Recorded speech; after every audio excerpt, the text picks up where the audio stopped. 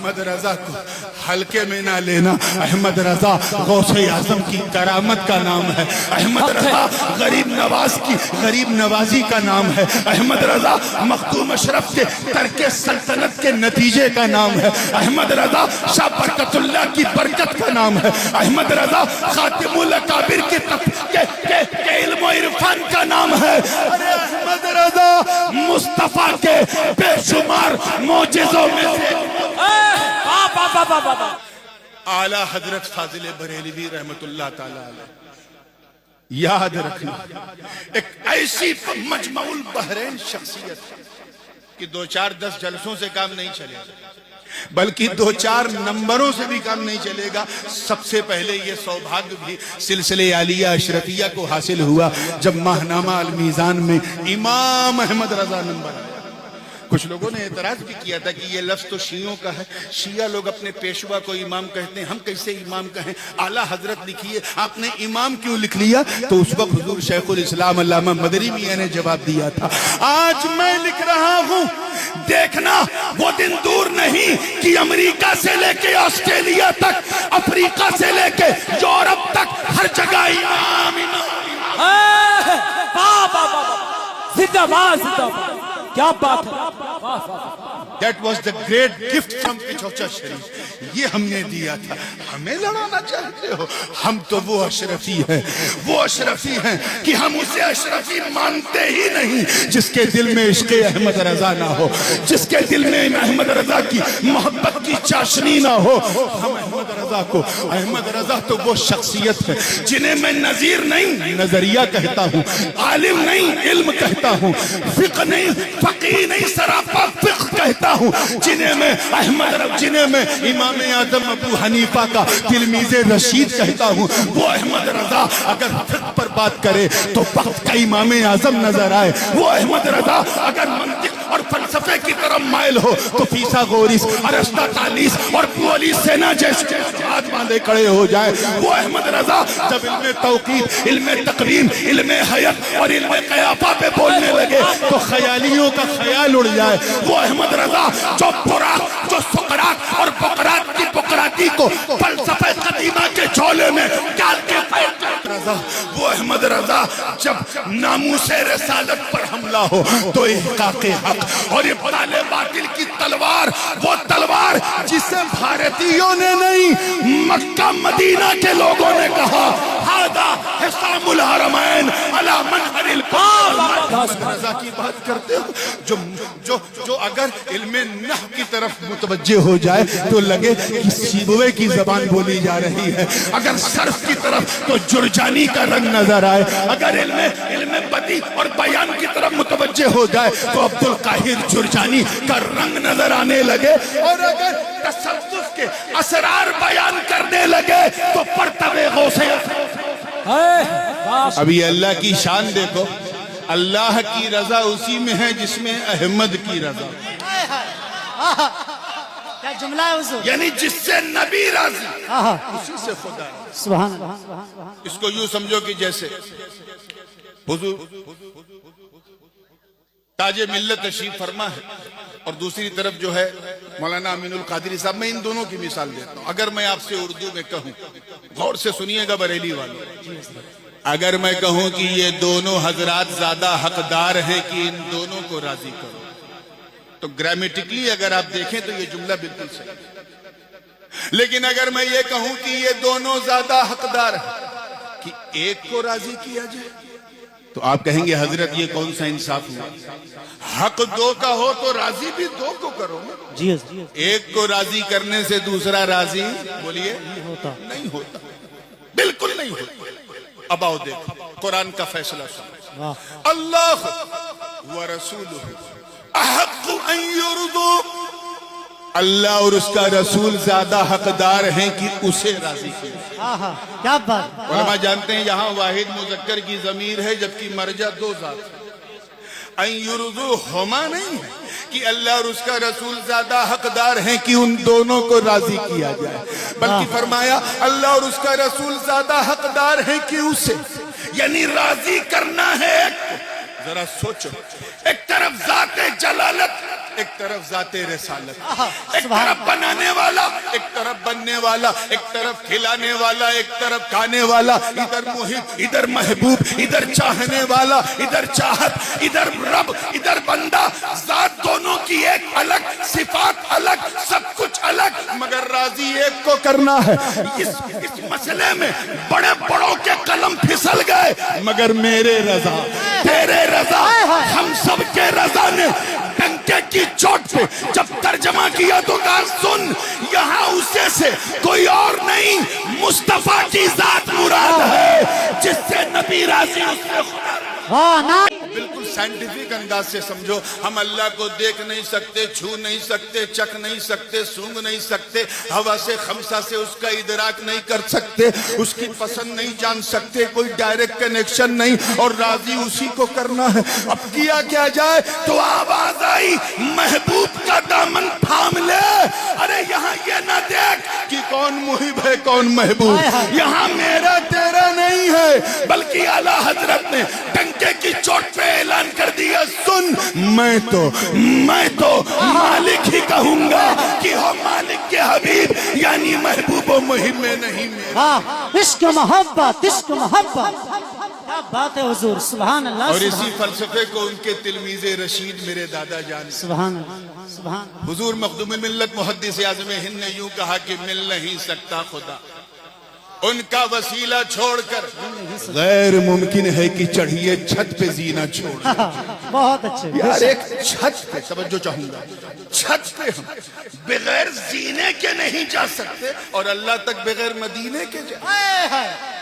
یہی فکر رضا، یہی شان رضا کہ الجھے ہوئے مسئلوں کو ایسا سلجھا دیا کہ دنیا سمجھ گئی کہ اب اگر مصطفیٰ یعنی احمد کی رضا حاصل کرنا ہے تو احمد رضا کا دامن تھام لو، کیونکہ یہی تمہیں بریلی سے مدینے کا۔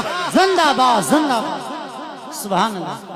بات بڑی مشہور ہے، لیکن مجھے عنوان بھی کم و بیش کئی لوگوں سے یہی دیا گیا۔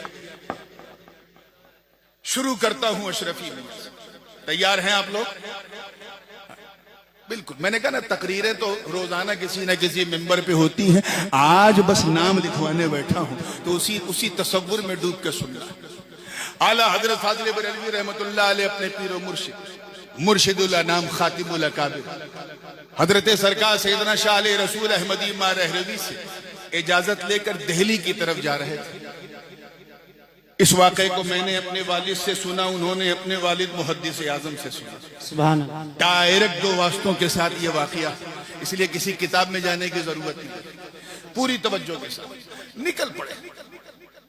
پیر و مرشد نے روکا، کہا احمد رضا جا تو رہے، یہ کچھ تبرکات ہیں، جب نظام الدین محبوب الہی کی درگاہ پہ جانا تو مسجد کے شمال پر ایک قلندر بیٹھا ہے، اسے یہ تبرک دے دے۔ اعلیٰ حضرت نے کہا ٹھیک ہے حضور۔ کہا سنو، جا تو رہے ہو لیکن جس قلندر کا میں نے ذکر کیا ہے وہ غوث اعظم کا بیٹا ہے۔ کیا ہے؟ زور سے بولو، بیٹا ہے۔ اور سنو، وہ ہم شکل غوث اعظم، یعنی وہ غوث اعظم کی طرح لگتا نہیں ہے، دکھتا ہے، خد و خال میں نظر آتا ہے، چہرے کی بناوٹ میں نظر آتا ہے، سبحان اللہ۔ مکمل طور پہ ہم شبیہ نہیں، ہم شکل غوث اعظم۔ میرا سلام کہنا اور یہ تبرک دے دینا۔ واقعات موجود ہیں میرے پاس۔ فاضل بریلوی نے جیسے ہی قدم رکھا تو بالکل وہی بیٹھا ہوا دیکھا اس قلندر کو جہاں مرشد گرامی نے اشارہ کیا۔ سبحان اللہ۔ جیسے ہی سلام کیا تو وہاں کوئی اور نہیں بلکہ ہم شبیہ غوث اعظم سرکار سیدنا اعلیٰ حضرت علی حسین اشرفی جیلانی موجود تھے۔ سبحان اللہ۔ آپ نے سر اٹھایا، اعلیٰ حضرت نے سلام کیا۔ نہ کوئی موبائل ہے، نہ کوئی وائرلیس ہے، نہ یوٹیوب ہے، نہ انسٹاگرام ہے، نہ فیس بک ہے، بس نظروں میں مکالمہ ہو گیا۔ مسکرا کے کہا ماریرہ شریف سے آ رہے ہیں۔ سبحان اللہ۔ کہاں حضور؟ ماریرہ شریف سے حاضر، چہرہ ایسا درخشیدہ، اتنا چمکتا ہوا کہ فاضل بریلوی ایک ہی سر میں دل بے ساختہ دو مصرے کہہ دیے کہ اشرفی اے رخت آئین اے حسن خوبہ اے نظر کردہ پروردہ سے محبوبہ، اے اشرفی آپ کا چہرہ تو حسن و خوبی کا آئینہ ہے، اے تین محبوبوں کے پالے ہوئے نظر۔ کیا بات ہے، واہ واہ۔ حضور محدث اعظم ہند نے اپنے نانا اشرفی میاں کے ان دو مصروں کو جب پڑھا تو بریلی جب پہنچے آپ اعلیٰ حضرت کو دیکھا تو اس پر تضمین کی، وہ بھی ہندی زبان میں، اور یوں کہا توری مہما کا بخانت ہے رضا شیخ جہاں، تورا مخ دیکھ کر یس بولے رضا شیخ جہاں، اشرفی اے رخت آئین اے حسن خوبہ اے نظر کردہ پروردہ سے محبوب۔ یہ واقعہ تو آپ سنتے آئے ہیں، لیکن اس سے پیغام کیا نکلا؟ بالکل کلیئر کر پیغام یہ ہے، توجہ ہے آپ لوگوں کی، پیغام یہ ہے کہ اگر تمہیں بریلی کو پہچاننا ہے تو سادات کی چوچا کی آنکھوں سے دیکھو، اور سادات کی چوچا کو پہچاننا ہے تو احمد رضا، واہ زندہ باد، واہ واہ واہ۔ وہ احمد رضا کی آنکھ جب کسی سید پہ پڑی تو کہا کیا بات رضا اس چمنستان کرم کی، زہرا ہے کلی اور جس میں حسین اور حسن پھول، وہ احمد رضا جو کہے تیری نسل پاک میں ہے بچہ بچہ نور کا، تو ہے عین نور، تیرا سب گھرانہ نور کا۔ ارے وہ احمد رضا جو سیدوں کا دامن تھام کر 10-20 سال نہیں، ساری زندگی نہیں، بلکہ قبر بلکہ حشر یہاں تک کی جنت تک کے لیے دعا مانگے تو یوں کہے کہ یا رسول اللہ تو جہاں میں خادم آل رسول اللہ کر، حضرت آل رسول مقتدی کے واسطے۔ واہ زندہ باد، آمین۔ اور یہ واقعہ تو سرکار مفتی اعظم ہند علیہ رحمت و رضوان نے الملفوظ خود نقل فرمایا ہے کہ امام ربانی عارف حقانی سلطان الواعظین مولانا احمد اشرف رحمت اللہ علیہ، نام سنا ہے؟ سرکار کلا کے والد، اور آسان کر دوں محدث اعظم ہند کے سگے ماموں بھی اور پیر و مرشد بھی، اور اعلیٰ حضرت اشرفی میاں کے صاحبزادے۔ ان کے بارے میں یہ روایت انتہائی مشہور ہے کہ جب آپ بریلی آتے تھے فاضل بریلوی شیرنی مگا کے فوراً میلاد شریف کی محفل منعقد کرتے، اور جانتے ہیں جب وہ تقریر کرتے تھے تو اعلیٰ حضرت کھڑے ہو کے سنتے۔ اپنی نقاہت کے ایام میں بھی احمد رضا فاضل بریلوی اللہ اکبر کھڑے ہو کے سنتے۔ کسی نے پوچھا کہ حضور آپ بیٹھتے کیوں نہیں؟ سب کی تقریر تو آپ بیٹھ کے سنتے ہیں، یہ احمد اشرف کی کھڑے ہو کے کیوں؟ تو کہا جب یہ سید صاحب خطاب کرتے ہیں تو مجھے بارگاہ رسالت میں حاضری کا شرف حاصل ہوتا ہے۔ آئے ہائے، وہی احمد اشرف اپنے بھانجے محدث اعظم کو لے کے 21-22 سال کی 25 سال کے آس پاس کی عمر تھی۔ محدث اعظم تمام علوم عقلیہ اور نقلیہ سے بالکل چمک چکے، منطق ہو، فلسفہ ہو، فقہ ہو، حدیث و اصول حدیث، تفسیر اصول تفسیر سب پڑھ چکے تھے، بلکہ محدث صورتی سے اور شاہ عبد المقتدر بدایونی سے تو محدث کی سند بھی لے چکے تھے۔ لیکن احمد اشرف رحمت اللہ علیہ نے فرمایا بیٹا تو نے بہت علم حاصل کیا ہے، لیکن ابھی ایک مرحلہ باقی، میں تجھے سنیوں کے امام کے پاس لے جانا چاہیے، اعلیٰ حضرت کے پاس۔ آج کا کوئی مولوی مولانا ہوتا تو کہتا واہ اتنا بڑا عالم پڑھ کے بھی آیا ہے میرے پاس آیا، لیکن الملفوظ کے الفاظ میرے دوستو گواہ، جیسے ہی سلطان الواعظین نے کہا یہ میرے بھانجے سید محمد کی چوچوی ہے، میں انہیں آپ کے پاس لے کے آیا ہوں، انہوں نے سب کچھ پڑھ لیا ہے، بس آپ مشق افتاء کرا دیں اور اپنے دارالافتاء میں انہیں ملازمت پہ رکھ لیں، اور اپنے ادارے میں معین المدرسین کی حیثیت سے مناسب سمجھے تو پڑھانے کی اجازت دیں۔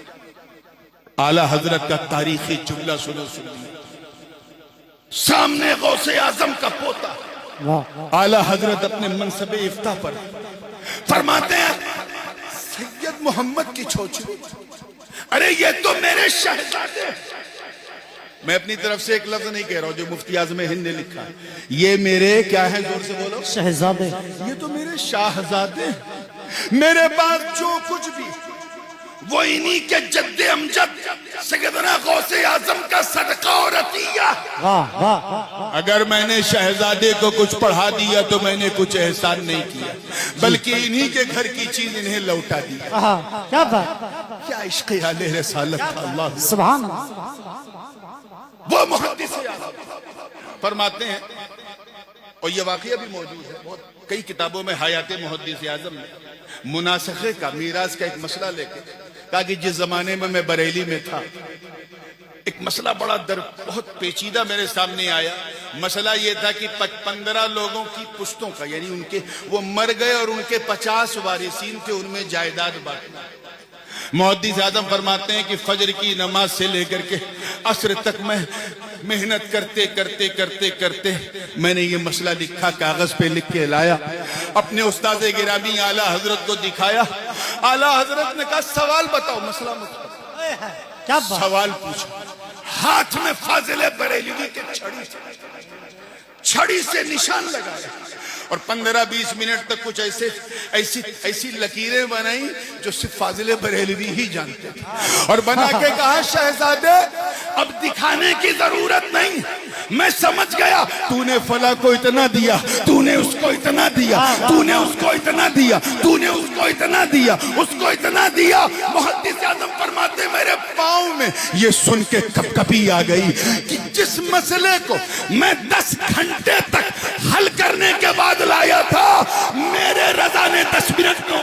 ایک واقعہ اور بھی بڑا مشہور ہے، اور اس کی شہرت کا عالم یہ ہے کہ لوگ اپنے اپنے انداز سے اس میں لگا کے بھی بیان کرتے ہیں. سچائی صرف اتنی ہے کہ اعلیٰ حضرت کی درسگاہ میں جب محدث اعظم آئے تو محدث اعظم کی ذہانت و فطانت پر اعلیٰ حضرت کو بڑا کامل اعتماد. آپ کے شاگردوں میں 3-4 ایسے تھے کہ وہ کچھ لے کے آتے تھے، اعلیٰ حضرت پڑھتے تھے، دستخط کر دیتے تھے، مسئلہ صحیح.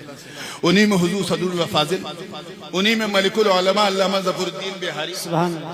انہی میں محدث اعظم ہند، انہی میں صدر الشریعہ مولانا امجد علی صاحب.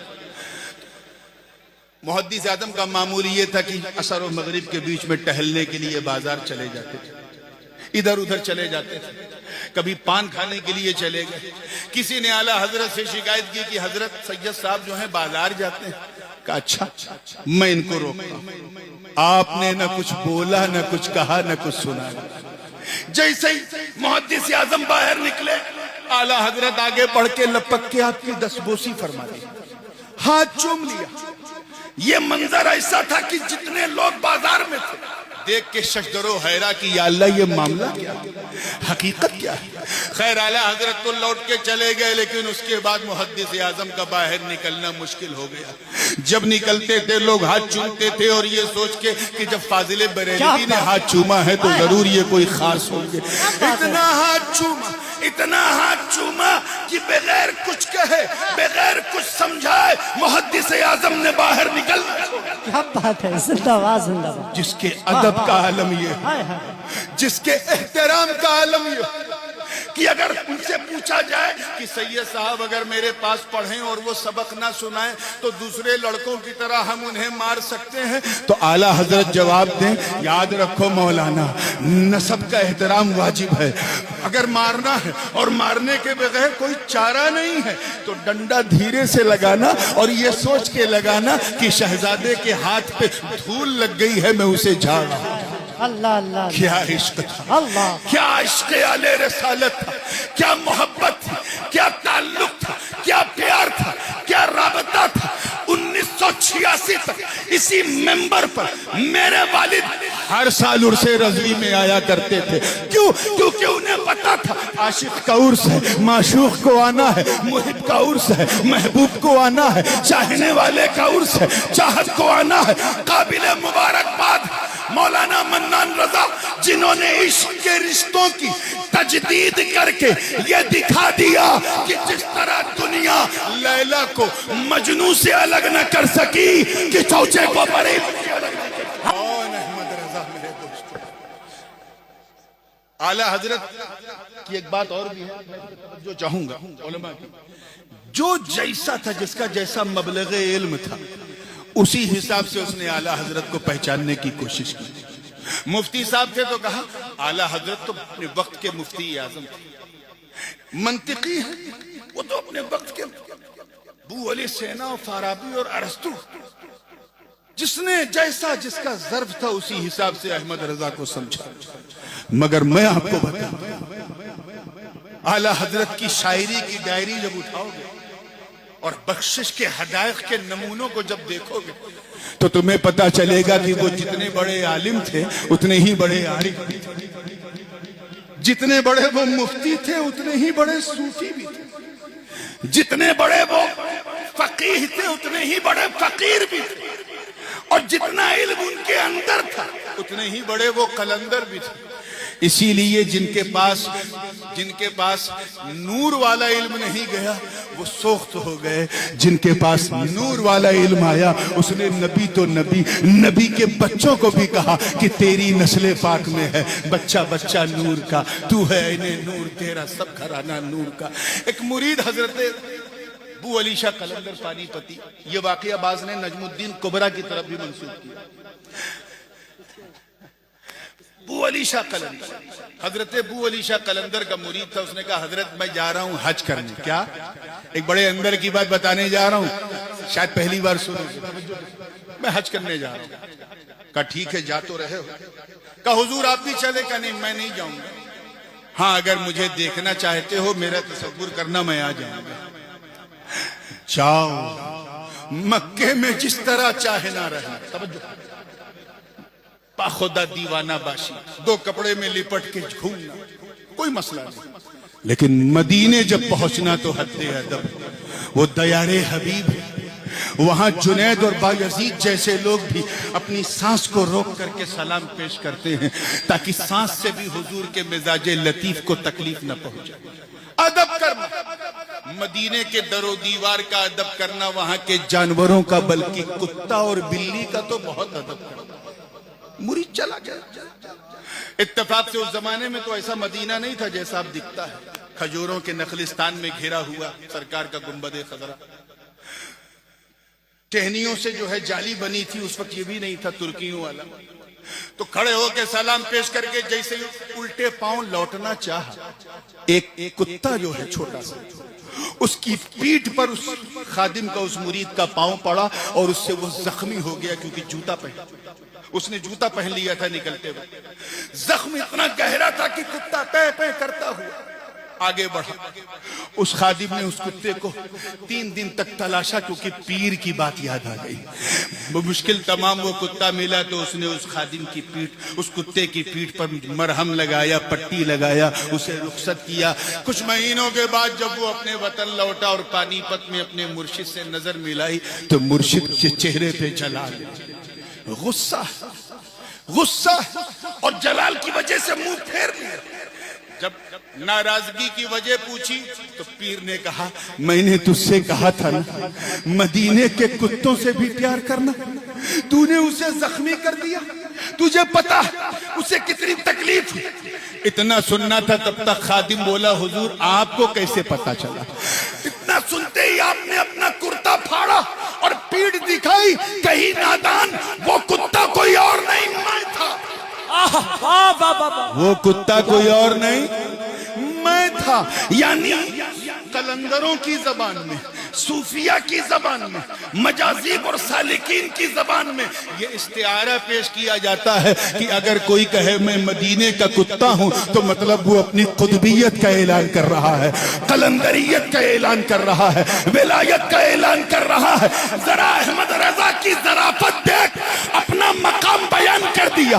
کوئی سمجھ نہیں پایا اور یوں کہا کہ کوئی کیوں پوچھے تیری بات رضا، کتے بڑے وہ عالم تھے نا، اس سے بھی بڑے وہ عارف تھے.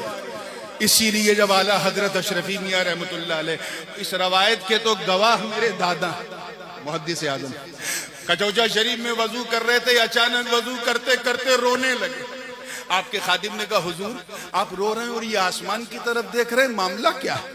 کہا میں فرشتوں کے کاندھے پہ قطب الارشاد کا جنازہ دیکھا. کہا وہ کیا ہوا؟ کہا بریلی میں احمد رضا خان کا انتقال ہو گیا.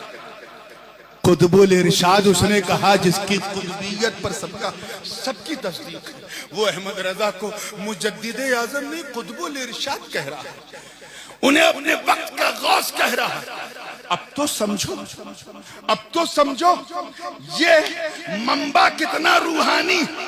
ارے تم لڑا لڑا کے اپنا سر پٹک پٹک کے زخمی ہو جاؤ گے, احمد رضا کو سیدوں سے الگ نہیں کر سکتے.